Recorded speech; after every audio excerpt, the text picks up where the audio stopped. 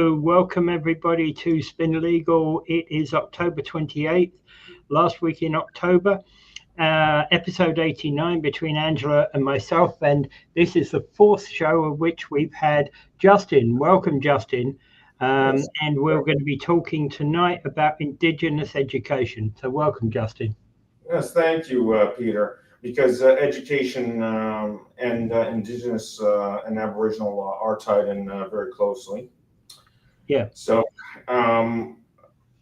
basically, right. Just before we start, let's start with our advert. If you need to contact Invictus Legal, you can do so on 905-688-5598. Email Angela via angela@weareinvictus.legal or myself via peter@weareinvictus.legal, or you can see our website, weareinvictus.legal. Okay, welcome Angela, by the way. Hello, welcome Peter. And our topic for today is Indigenous education and law. So Justin, yes. Now you can introduce the topic. Okay. Well, Indigenous education, when I was doing my research for this, I found this very interesting as someone who has an advanced degree in education. What I've learned is it's a cyclical process done within the Indigenous community, and it emphasizes spiritual, emotional, physical, and intellectual balance. It relies on observations, storytelling and folklore, and experiential learning. Well, I think from what I understand about Indigenous peoples, they tend to think differently than many of us who come from Western societies. Well, yes, they do. I mean, the focus on Indigenous education, how should I put this? It deals with respect towards elders, like they have, and towards family, and towards community, and of course nature and the environment as well. Yeah, and nature and environment are actually important, because you don't hear of Indigenous people kind of suddenly making coal mines or iron smelting or things like that. Not to say that they are not involved in work in those industries. Right. You don't hear of that kind of thing going on. Right. It was more of a presumption, but I mean, I don't have stats in front of me for that, so it's no, yeah, absolutely. One way or another. Yeah. Yeah. So they have what's called extended kinship system, and it involves the parents, the grandparents, and community members as educators. And there's a 7 generations principle, which I just mentioned a minute ago, and it ensures actions and teachings, and they consider the impacts across past and future generations. It's they learn through ceremony, nature, and reciprocity, and respect for community. Okay, cyclical processes. How, so basically you learn from your parents and your grandparents. Is that what I'm understanding? Yes. Okay. Mm-hmm. Well, not them exclusively, but no, they play a major role. Yeah. Well, obviously we all learn from our parents and grandparents, but there's a difference, because, for example, I went to, obviously I learned some things from my parents, although we have to say, hey, how many people don't learn from their parents and grandparents? Their parents and grandparents these days are not involved in educating the child. It's almost like hands off. I don't want to do that kind of thing. Well, yeah, and education is like folklore, telling stories, yeah, and whatnot, and that's why my grandfather died when I was 13. Now, he was a very old man. He had been born in 1900. He died at age 86, I believe, in 1986. And I really regret, the fact that I had not had a chance to learn about his life growing up in that era, literally at the start of the century, and what he had learned. And he had lived through so many events. I mean, it's a shame, because I'm also And I just wish maybe there have been a few more years I could have learned a hell of a lot. Yeah. Yeah, and education. I think we kind of in the West we kind of see schools as being the be all and end all of education, much to our detriment. But I remember learning a lot from my grandparents, and I've got a book that was my grandfather's book about furniture, and that was his passion to build furniture. So this book that I've got is probably worth more of tearing each page out or nicely cutting each page out than it is as a whole book, but I'm not going to separate it. Okay. All right. But anyway, so in terms of Indigenous, so that's an important process, learning from the older generation, and I get it. Yes, as well as the principles that they stand for. Now, what had happened was after the War of 1812, this is where Aboriginal law started to be invoked, and the Indigenous who were actually allies during the War of 1812 conflict with them were now being seen by the British as being an outright nuisance. And they passed the Canadian Indian Act in 1876, and there was a Davin report in 1879 that was in part helped get residential schools set up, and there were approximately 150,000 children, and they were removed from their homes between 1883 and as recent as 1996, and they were. It surprises me how late that was still going on. Yeah, I know it's yeah, and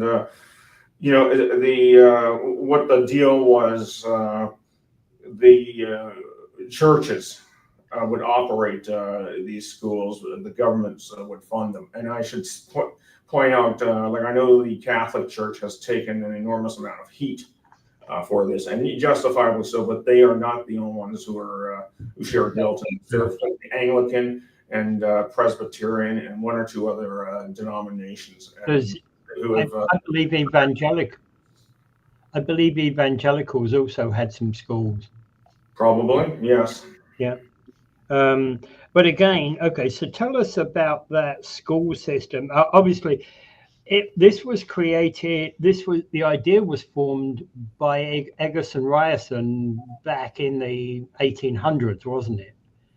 Although it was never created during his generation. Yes. Right. And I think that his idea was that if you brought the two societies together, it would unify. It would bring a future of Canada that was more unified. Would that be a summation of? Yeah, I'm sure that the government tried to use that as a justification. Yeah. But at the same time, and there was a lot of discrimination going on against the Indigenous. So, yeah, how sincere at the end of the day the Canadian government was in wanting to merge these cultures together in everyone's best interest. That's an open question. Well, unfortunately, it's not easy to look back into what was seen as, the thinking of a day going back maybe even 100 years, or even, or even if we were talking about 1996, the reason and logic of what was going on in 1996 is questionable, isn't it? It is, and like I mentioned in a previous episode, it was getting really disturbing because I believe it was this happened in '69 or maybe 1970. A teacher on this residential school who was horrified about some of the practices that were going on. He wrote a letter to the then Minister of Indian Affairs and Northern Development, one Jean Chrétien. And Minister Chrétien at the time wrote back. He acknowledged, thank you for bringing this to my attention. I'm going to do something. He never did, and this man revealed it, or teacher revealed it in an interview back a few years back. And when Mr. Chrétien was contacted for a comment, he never spoke on it at all. So I found that, I'm not saying like I blamed him for everything that was going on there, but it sounds to me it was strongly implied that I think he had some knowledge, in my opinion, and several others as well. So it's easy to blame past governments, isn't it? It is, but let's face it, that's the reality. That's Okay. So where after that? Okay, well, what was going on in these residential schools? I mean, it was a disastrous ground in terms of unsanitary conditions.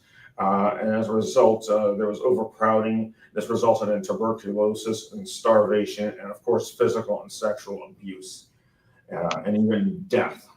Now, there was a gentleman, Dr. Peter Bryce, in 1907. He conducted an investigation and he concluded there was a 42% mortality rate. That's high. That is extremely high, especially in modern 20th century. Yeah. Well, we're, if you think about it, in schools in general, if you're looking at the school closest to us down the road on Church Street, if there was one death in that school in 25 years, I think it would be a major, investigation. Oh, yeah, there would be. The child services, the police would be brought, and there would probably be a lawsuit as well. Yeah, exactly. Yeah. But nothing was done in this case, and so yeah. And excusing, of course, things like, let's say, if the kids were going to a volleyball tournament and the bus crashed, that would be an exception. There'd still be a massive investigation there. But if just one child died at a school, there would be, you wouldn't hear the end of it for years. Oh yeah, there would be very serious consequences for all parties involved. A mortality rate of 42% is horrific. It is. That's basically for every 100 students that went in there, 42 died. I mean, that is shocking. Yeah. And the one thing that I heard when I first came here about, I never really knew about residential schools until I came to Canada. And when I first came here, there was somebody said there was as much as 35,000 people missing. That was what an Indigenous person told me back in those days. And that figure has come up since, but they've never found the graves. Yeah, I know. And I was looking through the notes here in preparation for this. There was talk, I believe at the time, of mass graves. They were using some kind of scanner to detect remains. Yeah. And I don't know what came of the investigation ultimately, but that is shocking that it would take place. Something like that would take place in a democracy like Canada, and especially by Christians who promote peace and brothership among each other. Yeah. Very disturbing. Yeah. Okay. Continue on. Right. Now, this the legacy, if you will, of these residential schools, this had a severe impact on the residential families, because basically they were at a certain age, they were mandated to go to residential schools, I believe until 18, taken away from their families altogether. And if the parents tried to stop them, they could face fines or imprisonment. And it's like I said earlier in the episode, especially with the 7 generations principle and the role that parents play in the upbringing, including the education. This was devastating for them, not just because of the emotional one, but because these Indigenous children were missing out on learning about their own culture, because the Canadian government and the United States has been guilty of this as well. They wanted to basically just stamp out the Indigenous in them. They were going to be raised like to be good Catholics or Anglicans or whatever. It was done in a very patriarchal way, in that the female students, they were going to be raised to be good parents and do the cooking and the cleaning and whatnot. And a lot of the physical students, the male students, actually all of them, they were forced to cut their hair. Mm. You're going to start, and the idea being, okay, enough of this cultural foolishness that's been going on. It's like, who are we to tell other people what they should or shouldn't do? Exactly, because I think forced conversion is very wrong. Yeah. And it's like you and no criticism of your faith here. I know you're a Catholic. It's like you saying to me, "Hey, Peter, in order to know you, you're going to have to become a Catholic." Right. Oh no! It's no. It's I mean, that's it. I was raised Catholic, but I have always had a respect and even an interest for other religions, and we are also taught, for example, at least as far as the Catholic Church is concerned, that Jewish and Islam communities are correct. And I even asked a priest about this, or actually asked 2. Now, the first one said that when Christ died on the cross, he redeemed everyone. And as a result, they had to decide how they were going to worship God. And I remember the priest, Father Schaefer, he had said, if someone chooses to worship God as either a Jew or a Muslim, as far as God is concerned, it's an act of good faith. And so as a result, like, I don't think the Catholic Church has any business trying to convert them. And the other priests I was talking to, they were saying like, oh, don't worry, members of the Jewish and Muslim communities, that they'll go to heaven. But I like the analogy. He said, look, you can either be a Christian or a Catholic and get up there in the space shuttle, or take a propeller plane go up there. I mean, you'll get there, but I mean, it's going to be a lot more uncomfortable. My point is, we have to respect, as a Canadian society, one that is based on multiculturalism.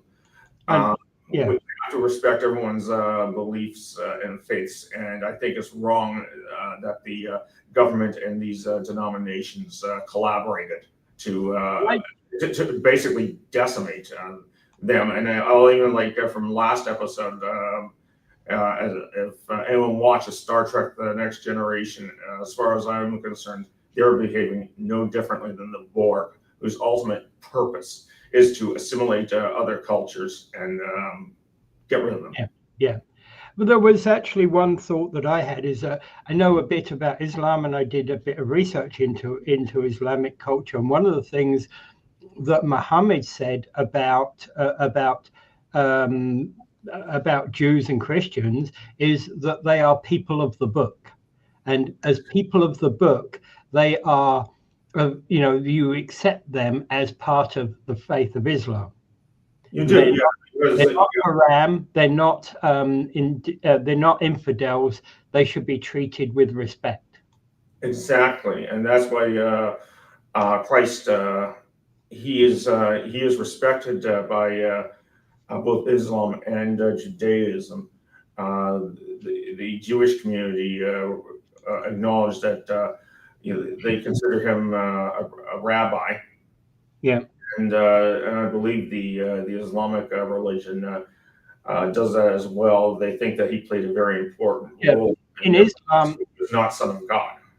In Islam, they treat him as Prophet Isa, right?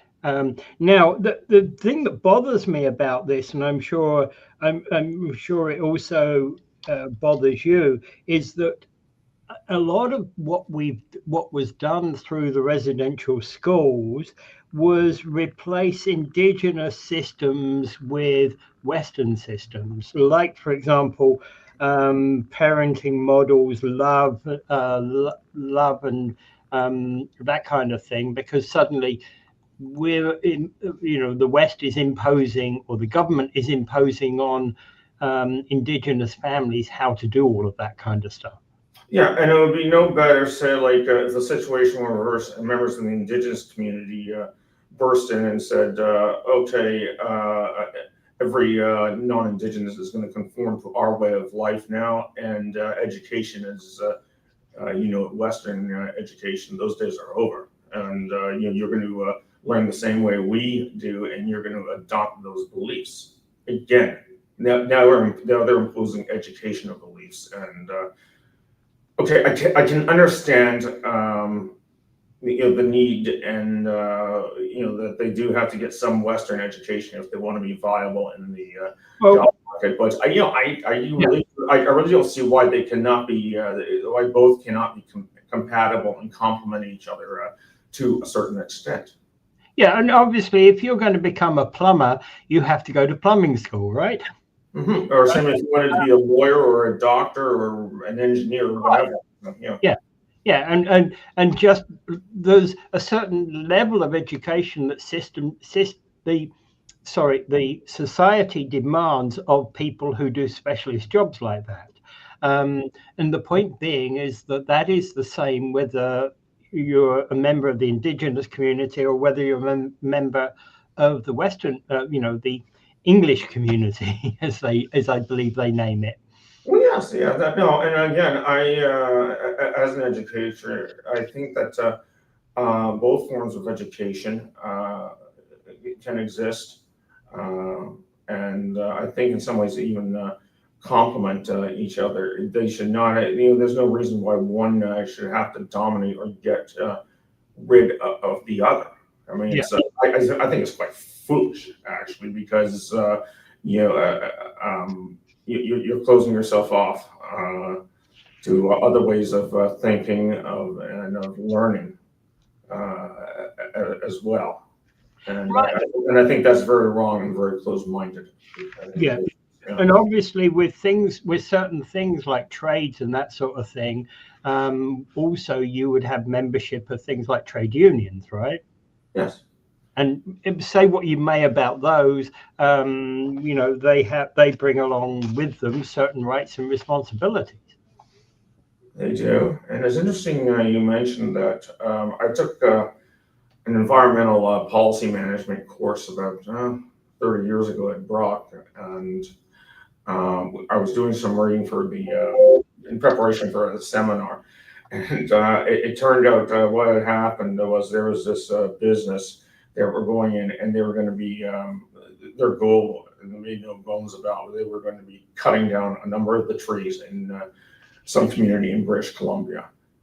There was another business, I believe they were working.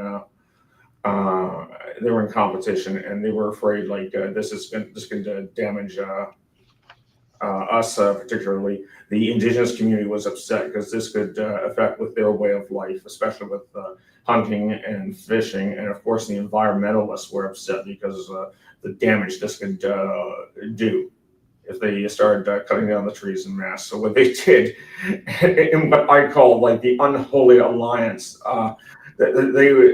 the three communities unified. They started picket lines and like disruptions, illegal within the law, of course, and they forced that corporation to back down. But that's an example, again, of the Indigenous was willing to work with other communities and vice versa. And I think we need to see, rather than assimilation, just more cooperation and more understanding. I don't know whether you have any knowledge about this, but you're saying talk about Indigenous communities in the last 3 episodes, and obviously many Indigenous communities have a lot of differences to a lot of the Western communities that exist in cities, but they also have a lot of the similar types of demands. I was looking at a program particularly that was related to the northern communities in the most northern reaches of Canada, and it's fascinating what they were doing. And most of the people who live there are, of course, are Indigenous. Yes, and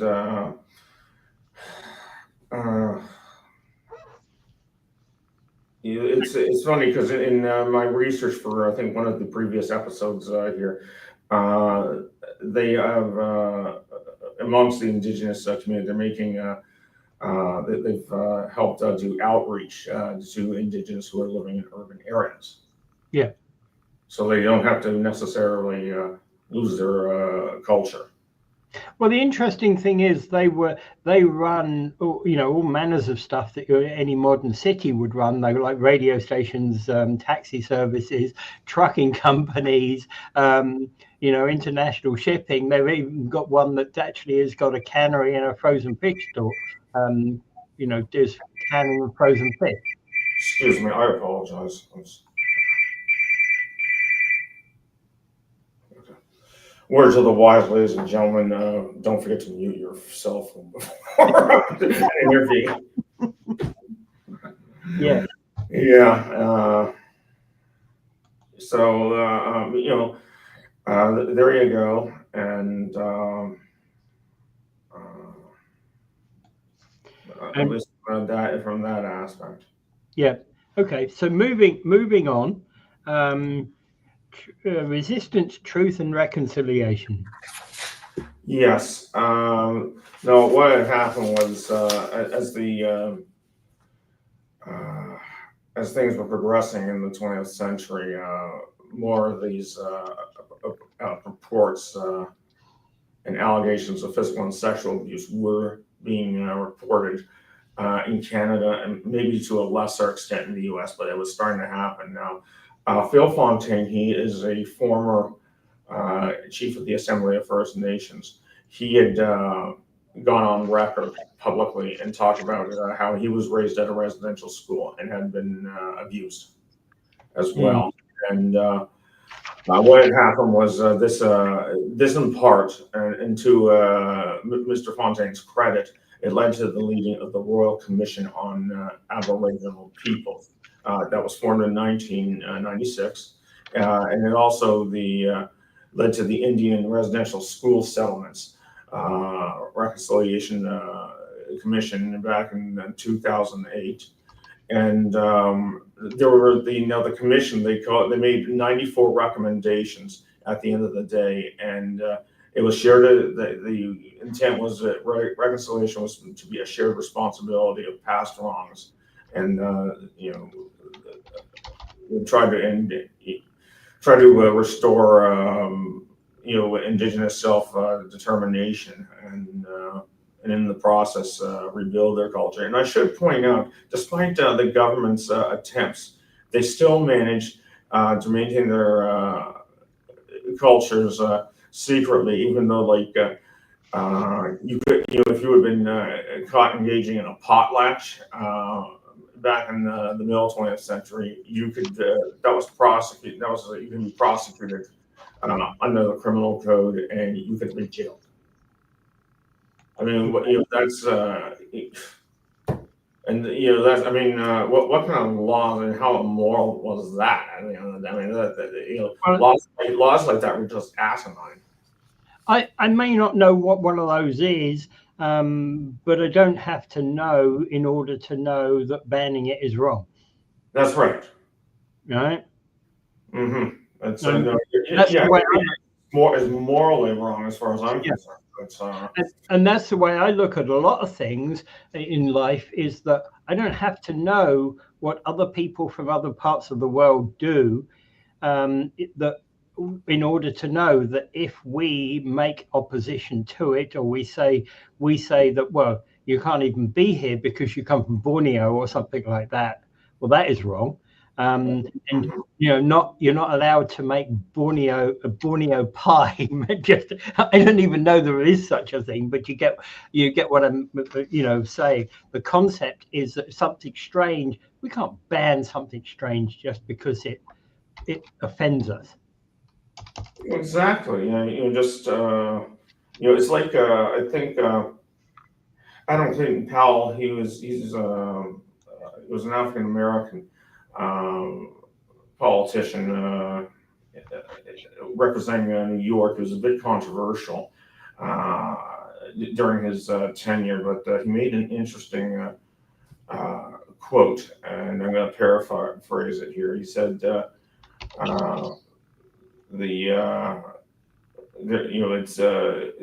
it's one thing to be in a minority. That's the test of courage. But when you become the member of the majority, now comes the time to test your patience. Yeah. And that's it. No, I think that was that can apply certainly in this situation and in other situations. You just have to learn to not agree with them, but try to respect them. Well, exactly, and it's like a person who comes from, just because you don't understand something doesn't mean it's your right to actually say it's wrong. Exactly. It's exactly, and that's why the Catholic Church has taken so much heat, and frankly, deservedly so. It's like again, and I'll make a reference to it. The prequel to Yellowstone, 1923. They had a subplot where the nuns and the priests, they were trying basically to stamp out the indigenous beliefs, and it went to the point of physical abuse and even sexual. And they should not have been made to endure that. And frankly, what business did the church have in doing that? No, and yeah, none whatsoever. No business at all of the church to be looking at that kind of stuff. No, and I'm Catholic, and I can say it and get away with it. So it's, well, and actually, I'm going to say it in a wider context. What business is it of the government to actually intercede in that? Yeah, that's it's I know it's insane. I mean, like you've got repressive acts like the Indian Act, and there have been other acts as well, like under Aboriginal law. Yeah. And they had made treaties, as I discussed in an earlier episode, and then they started reneging, and there were problems with Western settlement with the indigenous. They started interfering with that, and it just, I mean, they handled it very poorly. In that case, there was, I think there was an element of racism, because let's face it, a lot of Canadians, Anglophone Canadians, were descendants of British, and they still had these ideas of colonialism. And it wasn't just unique to Canada. It was they wanted to do anything they could to basically, they saw it as their duty. We're going to make you part of our empire and be good citizens. Yeah. And this is just my opinion. It's, okay. Okay. So, is there anything else on truth resisted on this section? Yeah, there were 94 calls to action, and also with with regards to the Catholic Church, Pope Francis, shortly before his death, he did acknowledge and apologize for the abuse that survivors had suffered at the hands of these people. Well, in fact, he came to Canada, didn't he? Yes, he did. Yeah. But again, they pointed out that it was. They said, well, they were grateful for the apology, but he needed to have taken action sooner. And I tend to agree. And I want to make this clear: I'm not accusing, I guess now the late Pope Francis or the senior members in the Holy See of like having personal knowledge of who, what, where, when, and why this was going on. But they did know there was a problem, and they reacted in a very slow manner. And this just exacerbated it at the end. Yeah, and that's, and again, you don't know, nobody really knows the level to which any other organization knows about this sort of thing. But, your criticism is well founded about how slow they were. And I think that has been one of the problems that I think, one of the criticism the Catholic Church has faced, isn't it? Yes. And other churches. There are churches that are even slower than the Catholic Church. Oh, no, I'm sure they have. Yeah, it's just the Catholic Church. I mean, we are the majority in Canada, and they're one of the most recognized. I don't know if they're the majority in the United States, but there is a sizable population of them. Yeah. Okay.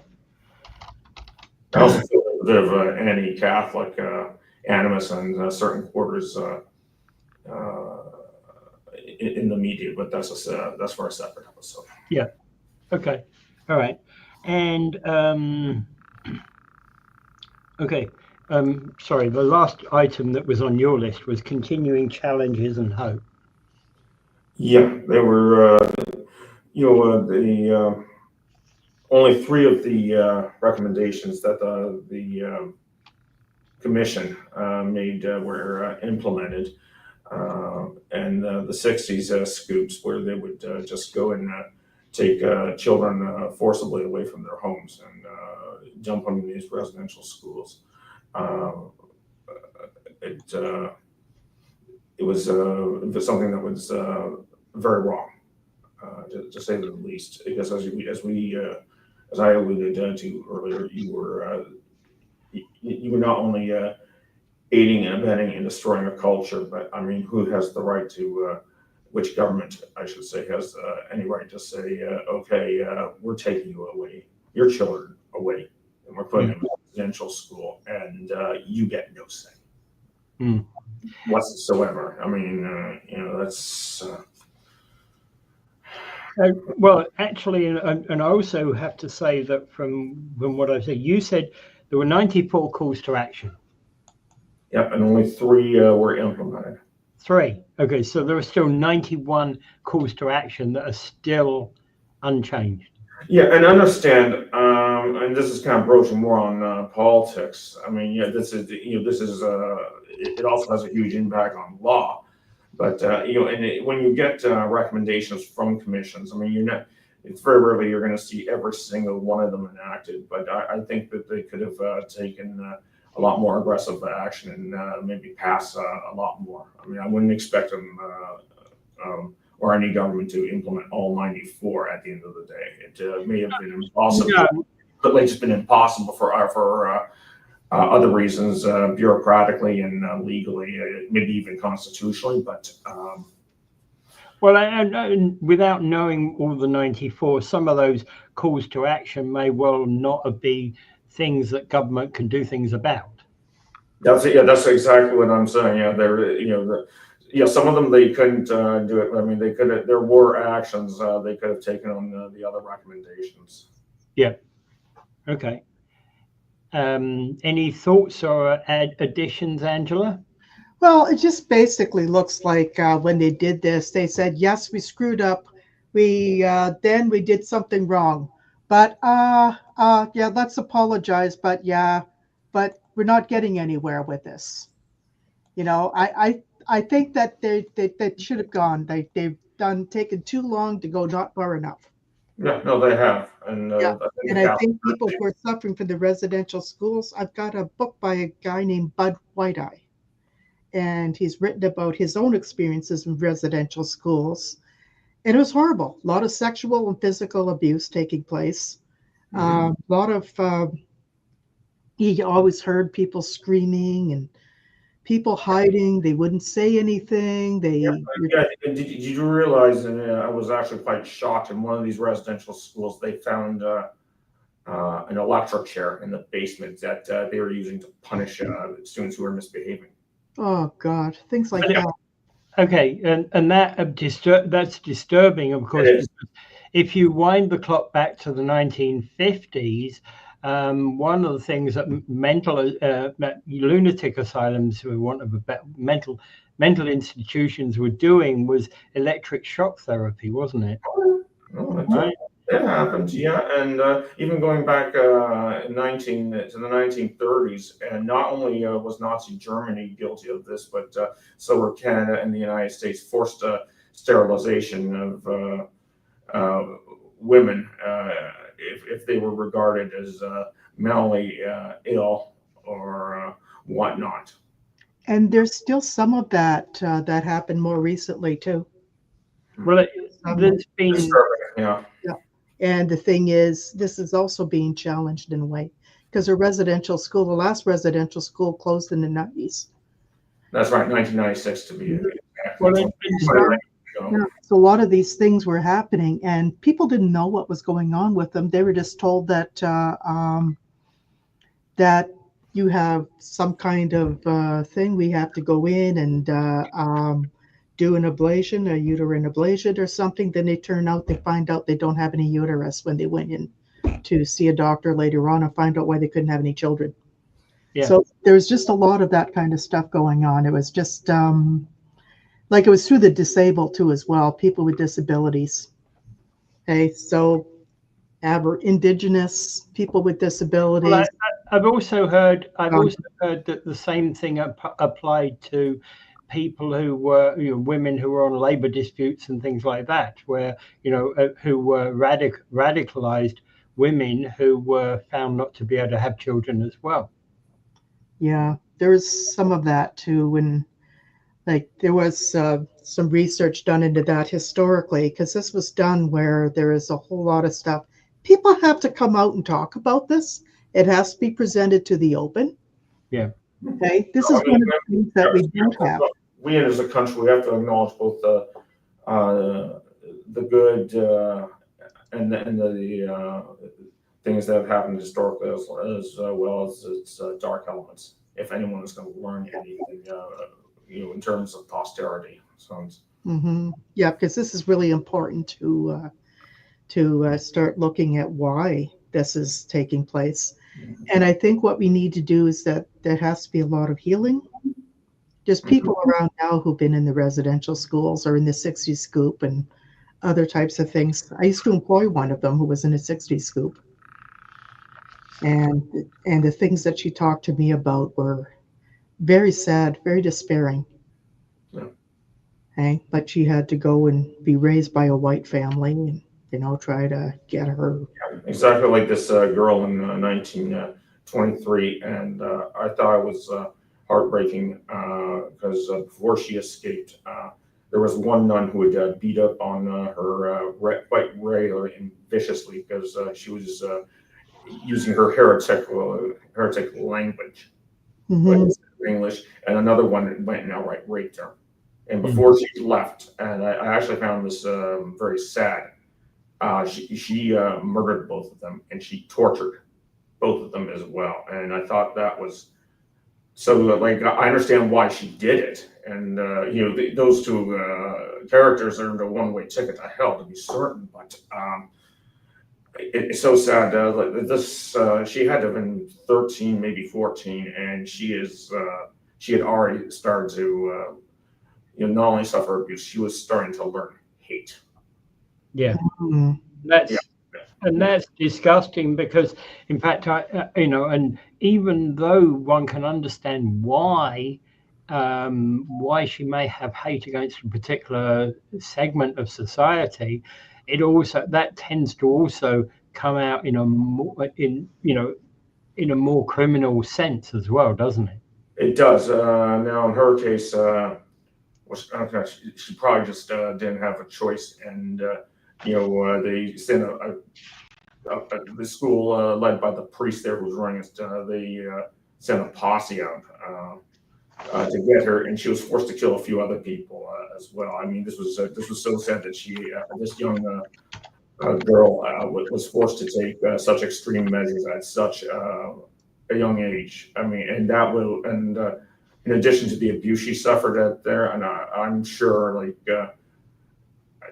she was going to suffer psychologically down the road in life over those murders she committed. And don't get me wrong, I understand why she did it, and I had no sympathy for those who were participating in that and covering up. But in the end, I don't know. It's still still very sad.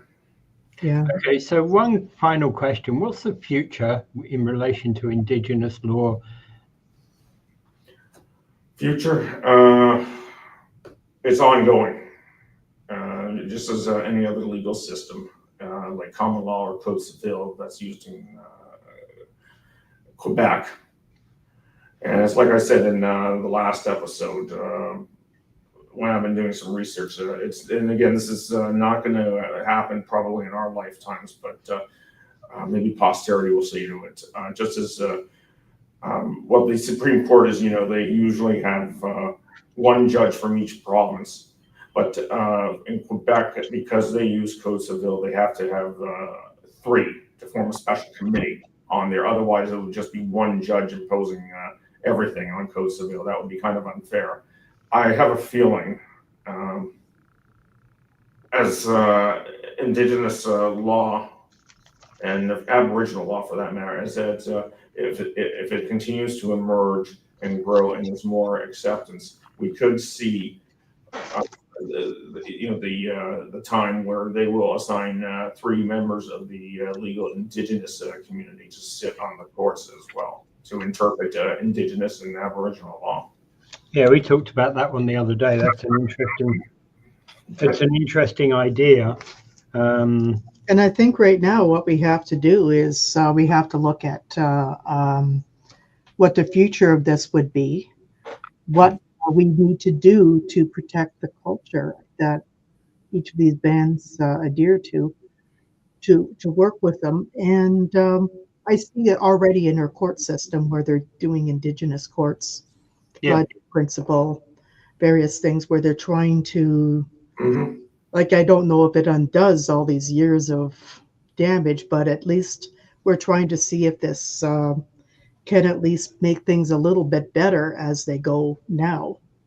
Sure. Well, I was talking about the courts. We were actually in the court the other week, and we saw that there's a table outside some of the courts now, which is for smudging. I don't exactly know what smudging is, but I know it's a big thing in the Indigenous community. So obviously, when there is a court case going on that has Indigenous people, the smudging is there as some form of right. Right? Oh, I have heard of this actually. Yes.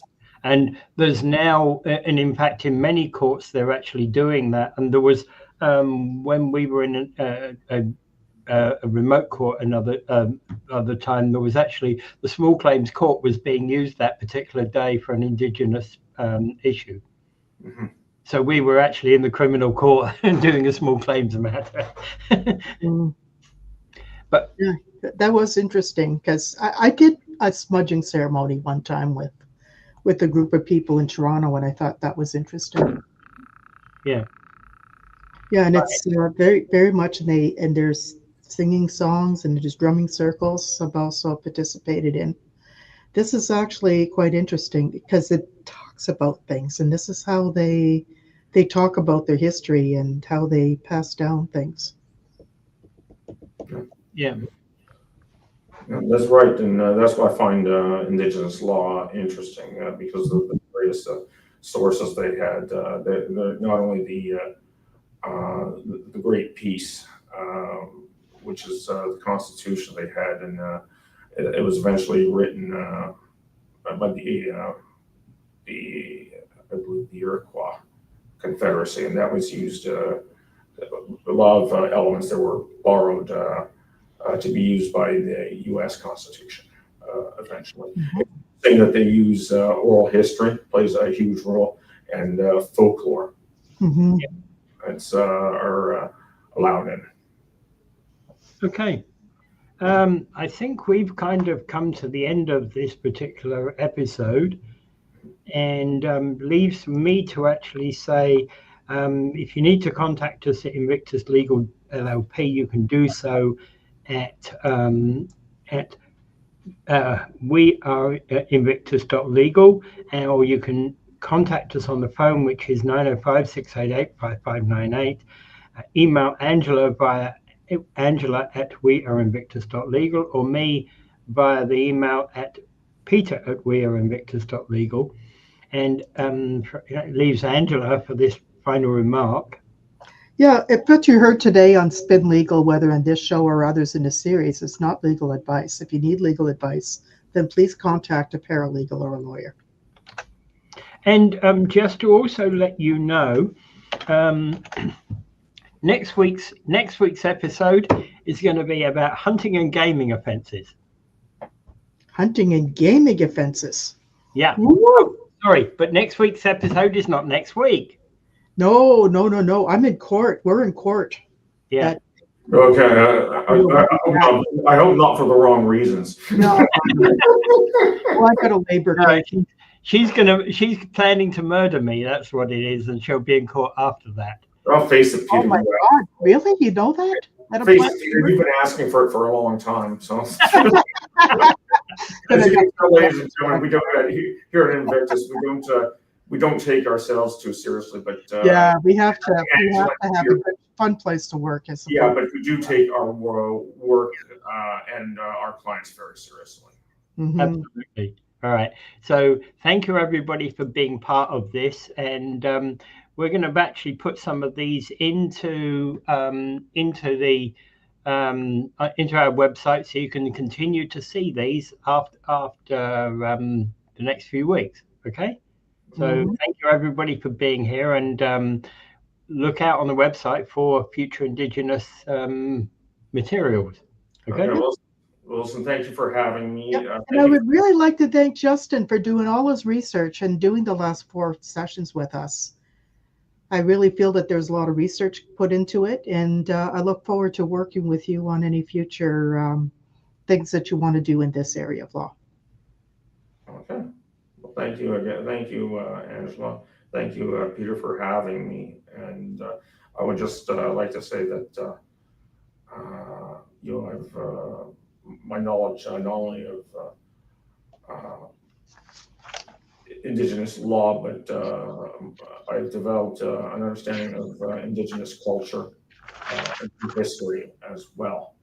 And I think I got always the better end of the deal in preparing for these episodes. So. All right. Well, thank you, and have a great week, everybody.